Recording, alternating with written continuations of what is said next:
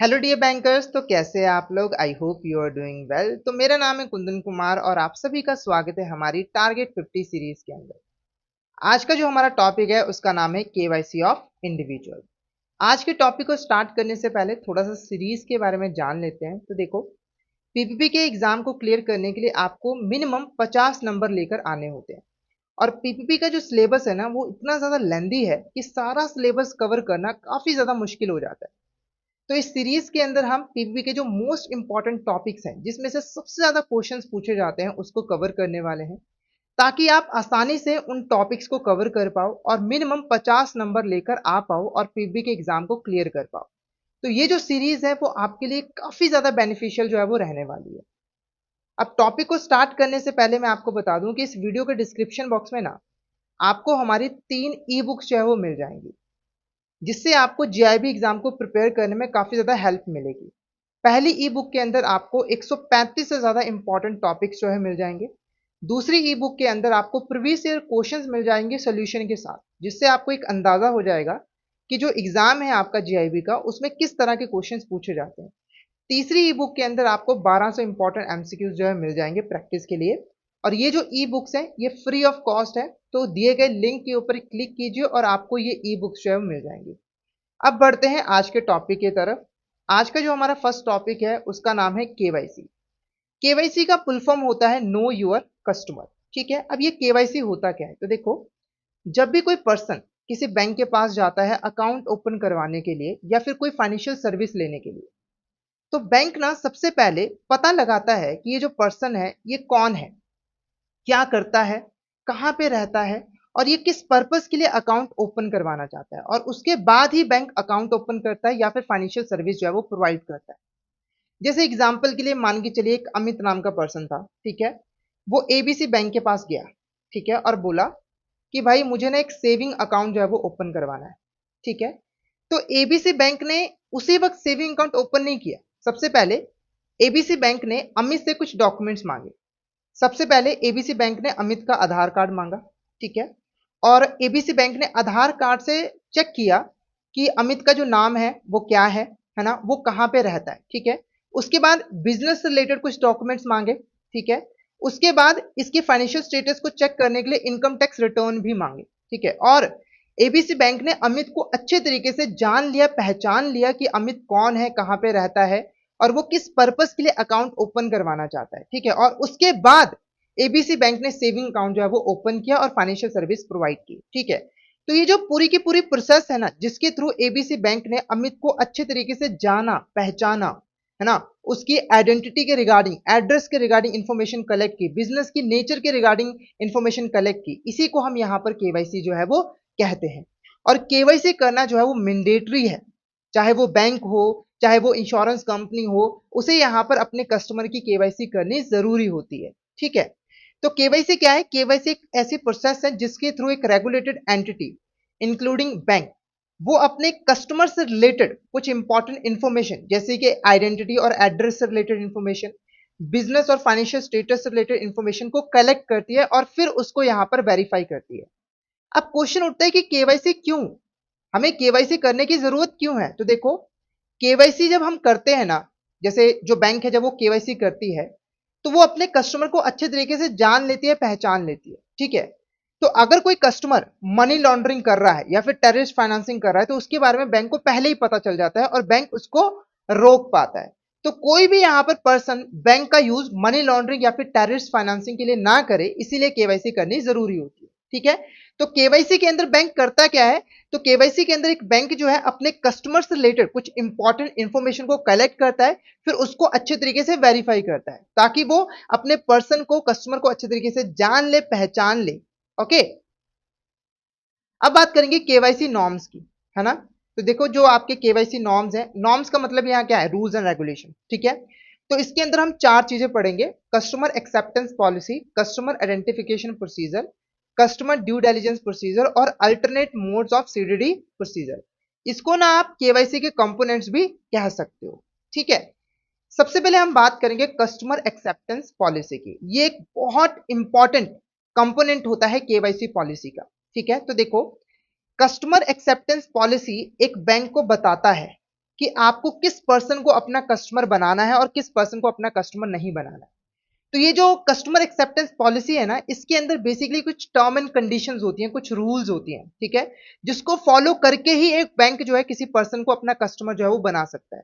जैसे एग्जांपल के लिए एबीसी बैंक है, उसके पास अमित आया और बोला कि भाई मुझे यहां पर लोन लेना है 10 लाख रुपए का, ठीक है। अब देखो, अब ये जो एबीसी बैंक है, अगर वो अमित को लोन दे देगा तो अमित जो है वो एबीसी बैंक का कस्टमर बन जाएगा। ओके, अब ये जो एबीसी बैंक है वो अमित को कस्टमर बनाएगी या फिर नहीं बनाएगी, वो डिपेंड करता है कि जो अमित है वो कस्टमर एक्सेप्टेंस पॉलिसी के टर्म एंड कंडीशंस को फुलफिल करता है या फिर नहीं करता है। जैसे मान के चलिए, जो कस्टमर एक्सेप्टेंस पॉलिसी है वो कहती है कि सामने वाले पर्सन का जो क्रेडिट स्कोर है अगर वो 800 से ज्यादा है तभी आप उसको लोन दे सकते हो, यानी कि अपना कस्टमर बना सकते हो, अदरवाइज नहीं। तो देखो, अगर अमित का जो क्रेडिट स्कोर है वो 800 से ज्यादा है ना, तो यहां पर एबीसी बैंक अमित को अपना कस्टमर बना लेगी और उसको लोन दे देगी, अदरवाइज वो यहां पर अमित को एज अ कस्टमर एक्सेप्ट नहीं करेगी, ठीक है।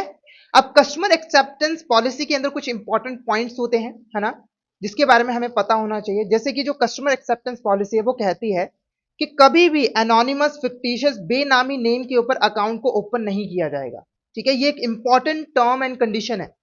ओके, जैसे एग्जांपल के लिए मान के चलिए, यहां पर मैंने लिख दिया EAD, ये किसी पर्सन का नाम नहीं है, ये एक फिक्टिशियस नेम है ना, तो इसके नाम के ऊपर कभी भी अकाउंट ओपन नहीं किया जा सकता है।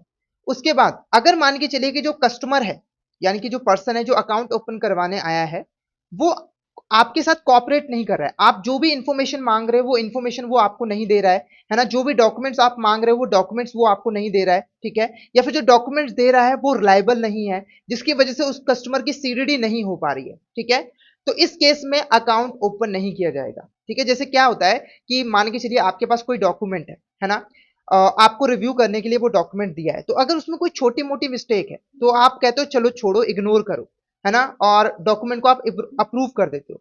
पर अगर डॉक्यूमेंट में कोई बहुत बड़ी मिस्टेक होती है तो आप उसको अप्रूव नहीं करते, उसको आप रिजेक्ट कर देते हो। सेम केस यहां पर भी एप्लीकेबल होता है, ठीक है। अगर कोई छोटी मोटी चीज है, जैसे मान लो कि बैंक के एम्प्लॉय ने कस्टमर से पूछा आपकी हॉबी क्या है, वो अपनी हॉबी के बारे में नहीं बता रहा है, तो ये एक अनरेलेवेंट इंफॉर्मेशन है, तो ना, तो यहां पर अकाउंट को रिजेक्ट नहीं किया जाएगा। पर अगर आधार कार्ड ही नहीं कोई दे रहा है, पैन कार्ड ही नहीं दे रहा है, ठीक है, जैसे आधार कार्ड तो जरूरी है ना, ड्राइविंग लाइसेंस जरूरी होता है, अगर वो नहीं दे रहा है तो भाई अकाउंट ओपन नहीं किया जाएगा।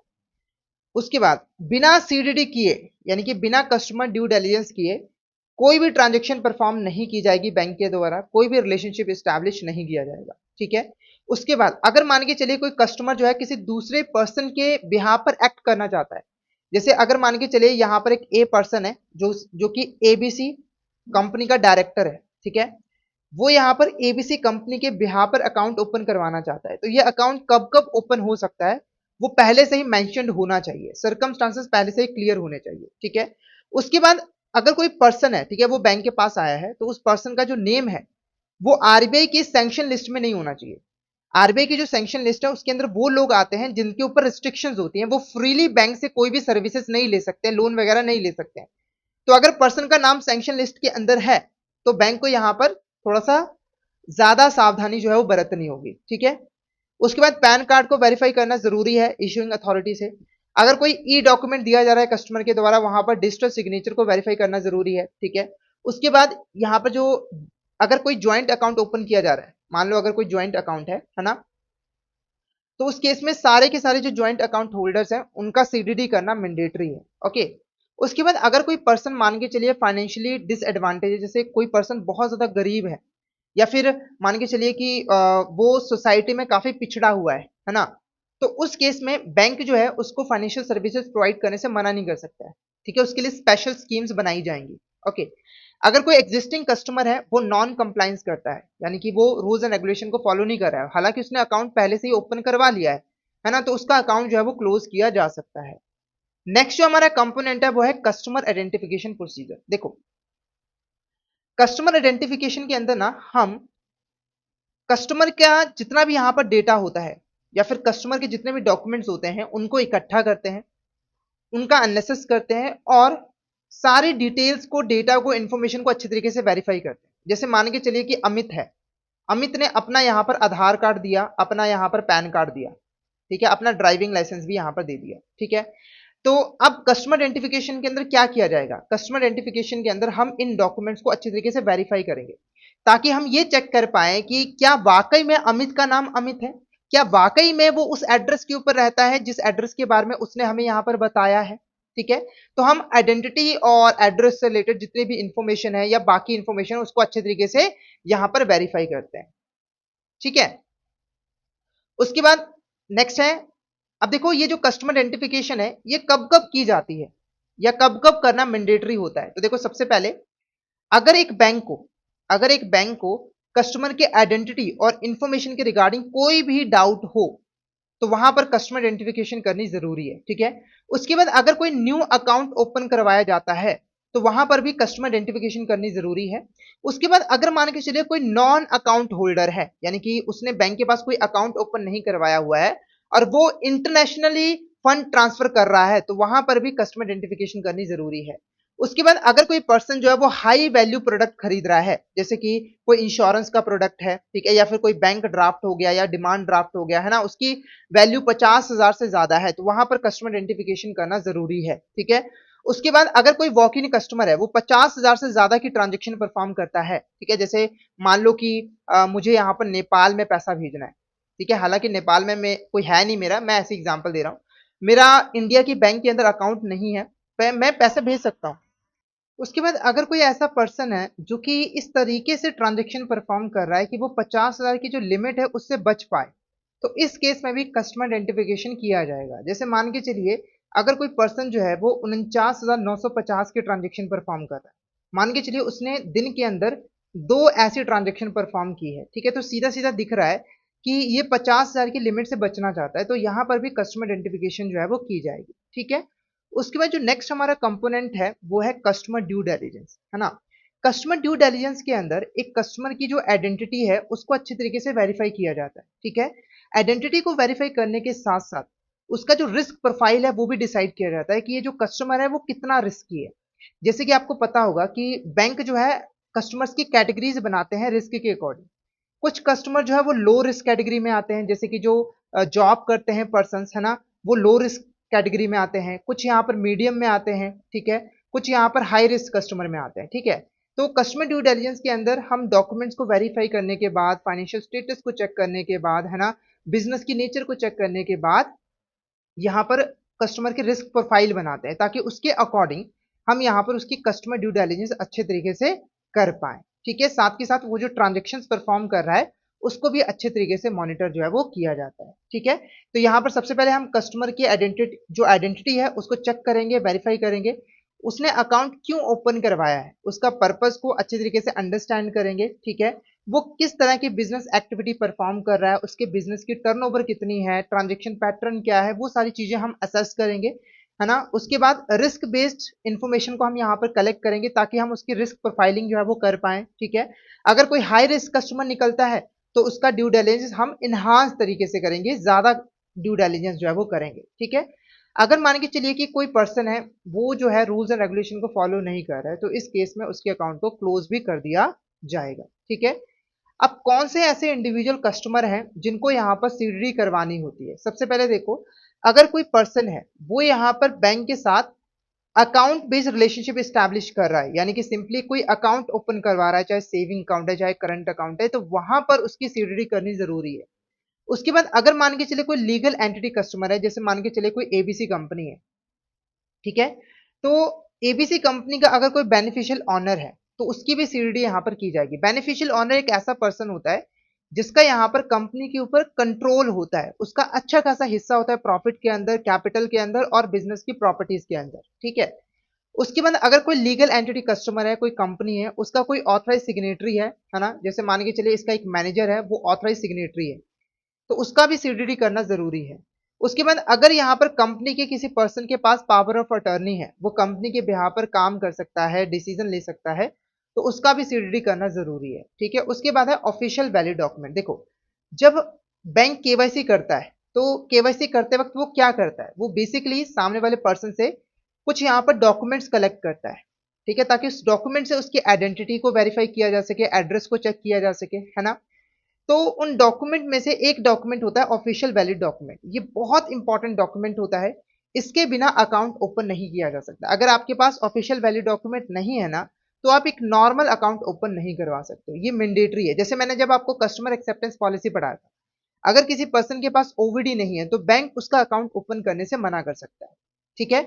अब ओवीडी कोई सिंगल डॉक्यूमेंट नहीं है, बल्कि कुछ यहां पर डॉक्यूमेंट दिए गए हैं 6, है ना। इसमें से कोई भी एक डॉक्यूमेंट आप बैंक को एज अ ओवीडी जो है वो सबमिट करवा सकते हो। यानी कि आधार कार्ड भी ऑफिशियल वैलिड डॉक्यूमेंट है, पासपोर्ट भी, लाइसेंस भी, वोटर आईडी कार्ड भी, नरेगा जॉब कार्ड भी, और एनपीआर लेटर भी, जिसको नेशनल पॉपुलेशन रजिस्टर जो है वो इशू करती है। ठीक है। तो मिनिमम आपके पास एक डॉक्यूमेंट जो है वो होना चाहिए अगर आप अकाउंट ओपन करवाना चाहते हो तो। ठीक है। अब आपके दिमाग में क्वेश्चन आएगा, सर अगर मेरे पास ऑफिशियल वैलिड डॉक्यूमेंट है ही नहीं तो क्या मैं बैंकिंग सर्विसेज ले ही नहीं सकता हूं? नहीं, आपके लिए अलग से यहाँ पर अकाउंट बनाए हुए हैं। आपके लिए यहाँ पर अलग से अकाउंट बनाए हुए हैं, जैसे कि स्मॉल अकाउंट हो गया, वो जो है वो बनाया हुआ है। ठीक है। अब मान लीजिए कि आपका आधार कार्ड था, उसके ऊपर आपका जो एड्रेस था वो दिल्ली का था, है ना। अब आप पंजाब में आकर बस चुके हो, यानी कि आपका करंट एड्रेस चेंज हो चुका है। तो उस केस में क्या होगा? देखो, उस केस में ना आप एड्रेस के लिए यूटिलिटी बिल दे सकते हो, प्रॉपर्टी म्यूनिसिपल टैक्स रिसिप्ट दे सकते हो, पेंशन ऑर्डर दे सकते हो, और लेटर ऑफ अकोमोडेशन भी दे सकते हो, अगर ये आपको कंपनी ने अलॉट किया है तो। यानी कि आप कंपनी में जॉब करते हो, उसने आपको रहने के लिए कोई घर दिया है, तो वो लेटर आप दे सकते हो। ठीक है। पर ध्यान रखना है कि ये जो प्रूफ है ना वो 3 मंथ्स के लिए ही वैलिड होगा। 3 मंथ के बाद आपको एक ऑफिशियल वैलिड डॉक्यूमेंट बैंक को सबमिट करवाना होगा करंट एड्रेस के साथ। ठीक है। अदरवाइज आपका जो अकाउंट है वो यहां पर सही तरीके से काम नहीं करेगा, जरूरत पड़ने पर उसे बंद भी कर दिया जाएगा नोटिस देने के बाद।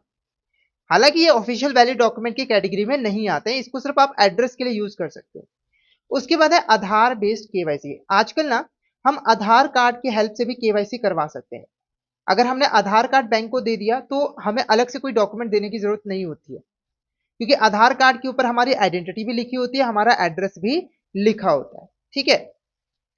अब आधार बेस्ड केवाईसी कैसे होती है? सबसे पहले तो अगर एक बैंक आधार की हेल्प से केवाईसी करना चाहता है तो उसे कस्टमर की कंसेंट लेनी होगी। कस्टमर की कंसेंट के बिना आधार कार्ड को केवाईसी के लिए यूज नहीं किया जा सकता है। ठीक है। आधार कार्ड की हेल्प से अगर केवाईसी की जाती है तो बैंक अपने रिकॉर्ड्स के अंदर आधार नंबर को एज इट इज नहीं लिखेगा। जैसे मान के चलिए ये आपका आधार नंबर है, मान के चलिए। ठीक है। तो बैंक कभी भी अपने रिकॉर्ड्स के अंदर इसको एज इट इज नहीं लिखेगा, बल्कि इसको रीडिरेक्ट कर देगा। यानी कि पहले के जो 8 नंबर है उसको एक्स एक्स कर देगा। ठीक है। और बस लास्ट के 4 डिजिट जो है वो रखेगा। ठीक है। ताकि अगर बैंक का जो डेटा वो लीक भी हो जाए तो कस्टमर का जो डेटा है वो प्रोटेक्टेड रहे। ठीक है।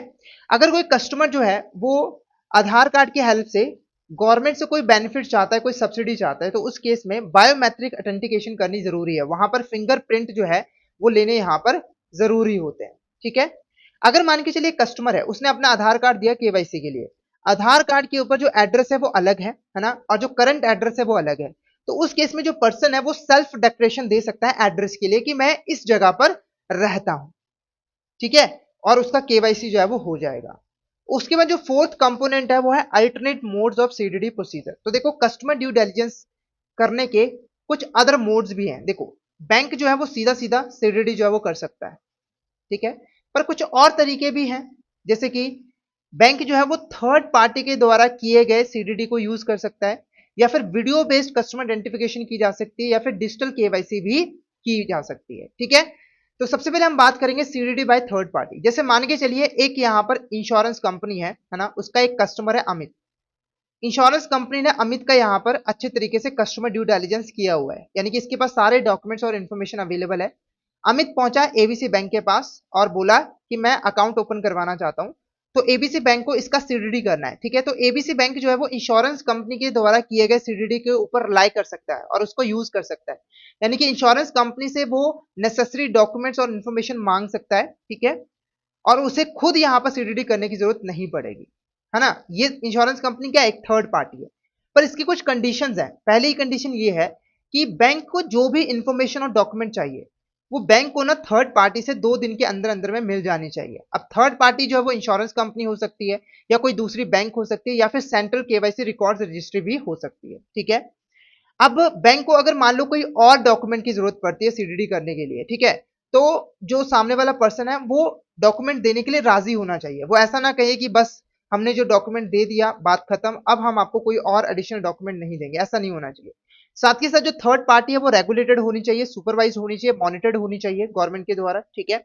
उसके बाद इसके पास प्रॉपर सिस्टम होना चाहिए सीडीडी के साथ, सीडीडी के सभी रूल्स एंड रेगुलेशंस के साथ कंप्लायंस करने के लिए, और उसको अपने पास रिकॉर्ड्स को मेंटेन करके भी रखना होगा, ठीक है, ताकि जरूरत पड़ने पर उन रिकॉर्ड्स का यूज जो है वो किया जा सके। ये जो आपका थर्ड पार्टी है वो किसी ऐसी कंट्री या फिर जुरिडिक्शन के अंदर नहीं होनी चाहिए जहां पर रिस्क बहुत ज्यादा है, ठीक है। जैसे नॉर्थ कोरिया हो गया, वहां पर रिस्क बहुत ज्यादा है क्योंकि वो रूल्स एंड रेगुलेशन को ज्यादा फॉलो नहीं करते हैं, तो यहाँ पर थर्ड पार्टी नहीं होनी चाहिए, ठीक है। हालांकि बैंक थर्ड पार्टी के सीडीडी को यूज कर सकता है, पर अल्टीमेट जो रिस्पॉन्सिबिलिटी होगी वो बैंक की ही होगी, यानी कि अगर कुछ गड़बड़ होती है आगे चलकर तो उसके लिए बैंक ही रिस्पॉन्सिबल होगा, ठीक है। उसके बाद जो नेक्स्ट है वो है हमारा वीडियो बेस्ड कस्टमर आइडेंटिफिकेशन, ठीक है। अब इसमें बैंक क्या करता है, देखो इसमें ना जो बैंक है वो वीडियो कॉल के थ्रू कस्टमर को आइडेंटिफाई करता है और उसका सीडीडी करता है, ठीक है। मतलब बैंक का जो एम्प्लॉय है वो यहाँ पर वीडियो कॉल लगाता है कस्टमर को, वीडियो कॉल के ऊपर ही सारी बातचीत होती है और डॉक्यूमेंट्स को वेरीफाई वगैरह जो है वो किया जाता है, ठीक है। वीडियो बेस्ड कस्टमर आइडेंटिफिकेशन का यूज किया जा सकता है न्यू कस्टमर को ऑनबोर्ड करने के लिए, मतलब कोई न्यू कस्टमर आया है ना, तो उसकी कस्टमर आइडेंटिफिकेशन की जा सकती है। अगर कोई पर्सन है उसने non face to face mode के अंदर आधार ई केवाईसी की हेल्प से अकाउंट ओपन किया है ना, तो उन अकाउंट्स को नॉर्मल अकाउंट में कन्वर्ट करने के लिए हम इसका यूज कर सकते हैं, या फिर केवाईसी रिकॉर्ड्स को अपडेट करने के लिए हम इसका यूज जो है वो कर सकते हैं, ठीक है। अब इसका प्रोसीजर क्या रहता है, सबसे पहले जो बैंक ऑफिशियल है वो इस प्रोसेस को ऑपरेट करता है। कई बार ये भी क्वेश्चन आता है कि इस प्रोसेस को कौन ऑपरेट करता है और मैनेज करता है, तो बैंक का ऑफिशियल। फिर यहाँ पर कुछ क्वेश्चन पूछे जाते हैं और क्वेश्चन जो होते हैं वो डिफरेंट होते हैं, उनकी सीक्वेंस अलग होती है, टाइप्स अलग होती है, ठीक है। अगर बैंक ऑफिशियल को लगता है कि कस्टमर के एंड पर कस्टमर को कोई इंस्ट्रक्शन दे रहा है क्वेश्चंस के जवाब देने के लिए, तो यहाँ पर बैंक ऑफिशियल जो है वो प्रोसेस को रिजेक्ट कर सकता है, पूरी प्रोसेस को खारिज कर सकता है। वीडियो कॉल के ऊपर ही कस्टमर की फोटोग्राफ, पैन कार्ड, आधार कार्ड, ओवीडी को वेरीफाई किया जाता है, ठीक है। कस्टमर की जो इकोनॉमिक फाइनेंशियल प्रोफाइल है उसको एप्रोप्रिएटली कंफर्म किया जाता है, और ऐसे अकाउंट जो है वो तभी ऑपरेशनल हो पाते हैं जब इनकी कंकरेंट ऑडिट हो जाती है, यानी कि कस्टमर आइडेंटिफिकेशन करने के बाद भी ये ऑपरेशनल नहीं होते, पहले कंकरेंट ऑडिट होगा फिर जाकर ये ऑपरेशनल होते हैं। हालांकि जो बैंकिंग कॉरेस्पॉन्डेंट है ना वो कस्टमर के एंड पर आकर कस्टमर की हेल्प कर सकते हैं टेक्निकल चीजों को समझने में, जैसे कि कैसे यहाँ पर वीडियो कॉल स्टार्ट करनी है, कैसे यहाँ पर जवाब देना है, कैसे माइक ऑन करना है, पर यहाँ पर क्वेश्चंस के आंसर करने में कोई हेल्प जो है वो नहीं कर सकता है बैंकिंग कॉरेस्पॉन्डेंट। उसके बाद डिजिटल केवाईसी, देखो डिजिटल केवाईसी क्या होता है, देखो अगर आपको नॉर्मल केवाईसी करवानी हो तो आपको फिजिकल डॉक्यूमेंट्स बैंक के पास सबमिट करवाने होते हैं, जैसे कि आधार कार्ड की कॉपी, पैन कार्ड की कॉपी। डिजिटल केवाईसी में ऐसा नहीं होता, डिजिटल केवाईसी के अंदर जो डॉक्यूमेंट्स है ना उसको आप इलेक्ट्रॉनिक फॉर्म में बैंक के ऑफिशियल को सबमिट करवाते हो और आपको कोई फिजिकल कॉपी देने की जरूरत नहीं होती है। होता क्या है, एक एप्लीकेशन होती है, ठीक है, उस एप्लीकेशन के थ्रू जो कस्टमर है ना, वो यहाँ पर बैंक ऑफिशियल के साथ कनेक्ट करता है, ठीक है। फिर इस एप्लीकेशन के द्वारा ही जो यहाँ पर ओवीडी है, यहाँ पर जो डॉक्यूमेंट्स हैं है ना कस्टमर के, उनकी फोटोग्राफ वगैरह कैप्चर की जाती है और उनको अपलोड किया जाता है केवाईसी करने के लिए, ठीक है। होता क्या है, तो कस्टमर के पास फिजिकल ओवीडी होना चाहिए, यानी कि फिजिकल डॉक्यूमेंट जो है वो होने चाहिए, ठीक है। फिर इन एप्लीकेशंस के थ्रू इनकी फोटोग्राफ वगैरह खींची जाती है, फिर उनको ही अपलोड कर दिया जाता है एप्लीकेशन फॉर्म के अंदर, ठीक है। और हमें अलग से कोई फिजिकल कॉपी देने की जरूरत जो है वो नहीं होती है, ठीक है। ये जो केवाईसी है वो ऑथराइज ऑफिशियल के लोकेशन पे भी की जा सकती है और कस्टमर के लोकेशन पे भी की जा सकती है, यानी कि बैंक का ऑफिशियल जो है वो कस्टमर के घर पे भी जा सकता है, और कस्टमर के पास ओरिजिनल ओवीडी जो है वो होना चाहिए, क्योंकि उसी ओवीडी से फोटोग्राफ्स भी कैप्चर किए जाएंगे और जो डिटेल्स हैं, जो फोटोग्राफ्स वगैरह है, उनको भी वेरीफाई किया जाएगा, ठीक है। तो यहाँ पर आज का जो हमारा टॉपिक था केवाईसी ऑफ इंडिविजुअल्स वो यहाँ पर कंप्लीट होता है।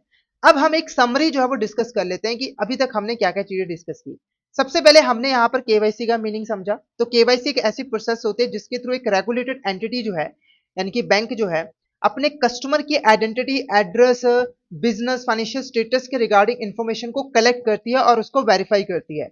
और केवाईसी करने से हम मनी लॉन्ड्रिंग को, टेरर फाइनेंसिंग को रोक पाते हैं। केवाईसी नॉर्म्स की बात करें, 4 कंपोनेंट है: customer acceptance policy, customer identification procedure, customer due diligence procedure, alternate mode of CDD procedure, ठीक है।